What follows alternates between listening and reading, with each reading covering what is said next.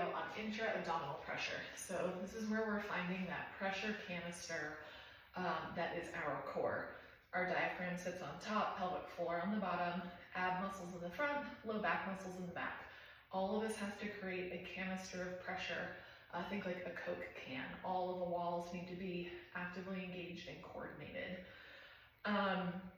So from there, then we can build all of our other core exercises on top of this foundation. But if we miss this, then we build building blocks without that foundation. The best way we can practice this to start is lying on your back with your legs up on an ottoman or a couch, coffee table. Ideally, this would be a little higher, but it's what we're working with for now, and it'll be fine. So you're going to lie on your back with both of your legs supported. Your knees are over your hips, and your knees are a little wider than your hips. Your feet are a little closer together than that. Lying on your back with your legs fully supported.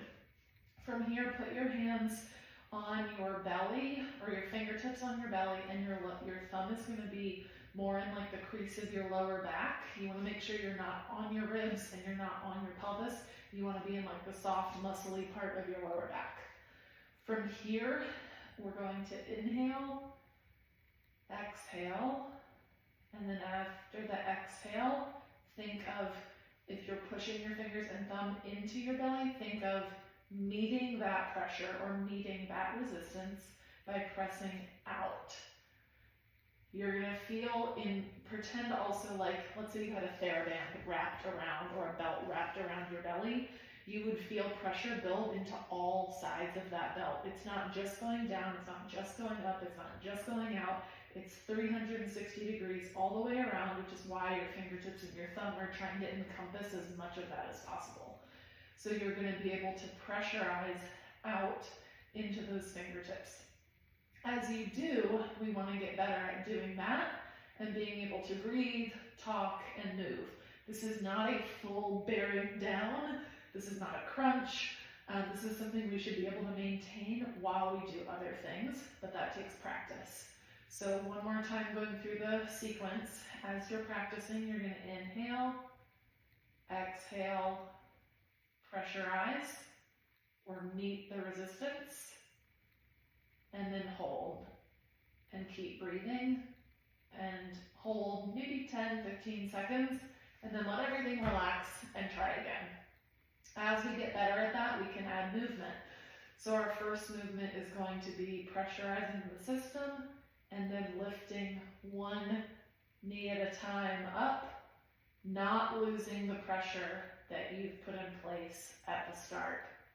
One of the keys here is going nice and slow, especially in the transitions, and it should be a separation of your core from your hips. So your core, your pelvis, your low back, nothing should be moving as you alternate side to side. I would start with about 2 to 3 on each side, right, left, relax everything, reset the pressure, and continue. The last thing that we can play around with is breath. So with your hands, you can put them on the outer sides of the lower part of your rib cage. This is something eventually we want to integrate with the pressure, but right now we might need to start with them separate. And so as you inhale, you're thinking about your hands expanding outward. And then as you exhale, your low back sinks more into the mat and your hands will come together. I'm going to show this one sitting as well. So if you were sitting, which you could practice this sitting, your hands will be here on either side of your lower rib cage, not on your waist, but on your rib cage. And then as I inhale, I'm pushing those hands apart. And as I exhale, they're coming down and together. Often we are taught to either belly breathe, which is just a front to back motion, or when we're in more tense times, we tend to upper chest breathe. Shoulders go up and down, chest goes up and down. So most of us can do that really well. Some of us can belly breathe well, and a lot of times this lateral we have sort of forgotten. And we want that full excursion because that diaphragm breath is going to help with this pressure system and this core canister. So at the end of the day, they're all related. So again, practicing Think about like expanding, opening an umbrella and closing an umbrella. As you breathe in, the umbrella opens. As you exhale, the umbrella closes. So those are two things to practice that are interrelated. Number one is that intra-abdominal pressure.